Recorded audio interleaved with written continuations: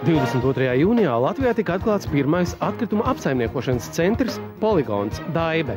Latvijā ir pabeigta kopumā poligona būvniecība un notiek darbs pie atkritumu izgāstuvi rekultivācijas. Bet runājot par Ziemeļvidzemes reģionālo poligonu, neapšaubāmi, ka šis ir poligons pirmrednieks, kas pirmais arī valstī tika uzbūvēts, un viņš arī investē ļoti daudz līdzekļu, lai attīstītu dažādas tehnoloģijas, jo prasības poligoniem aug ir jānodrošina pirmsapstrāde, tātad atkritumu gan šķirošana, gan bioloģiskās daļas nodalīšana, gan maksimāli izmantot atkritumus enerģijas ražošanu. Līdz ar to, teiksim, Ziemeļvidzemē tas tiek iet šis ceļš, lai arī šīs prasības izpildītu, un tādā ziņā viņi ir pozitīvs piemērs pāriem Latvijas poligoniem.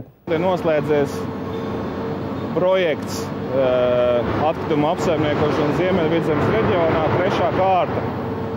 Šī projekta ietvaros mēs esam pilnveidojuši atkritumu poligonu Daibe infrastruktūru.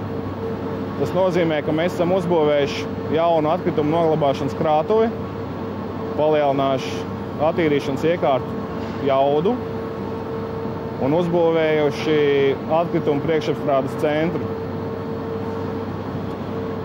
Kas mūsu dzīvē mainās? Tātad mainās tas, ka atkritumi pirms noglabāšanas tiek apstrādāti, respektīvi samalti, sašķiroti, lai censtos pēc iespējas mazāk noglabāt, vairāk atgriezt atkritumus otrreizējās izēvielas no atkritumiem apritē. Cik ilgi notika projekta realizācija? Celtniecība prasīja faktiski gadu.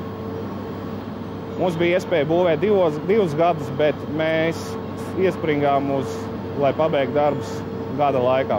Kāds ir pats process pieņemot atkritumus poligonā?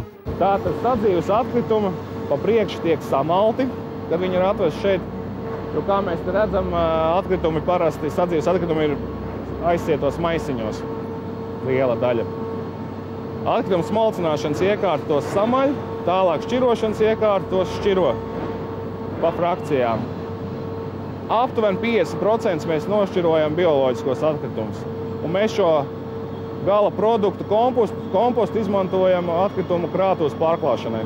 Nākotnē, ko mēs tagad saredzam, mēs varēsim nākotnē noglabāt vēl mazāk atkritumu, jo pēc šo iekārtu veikuma mēs redzam tā saucamā RDF, jeb kurināmā materiāla potenciālu.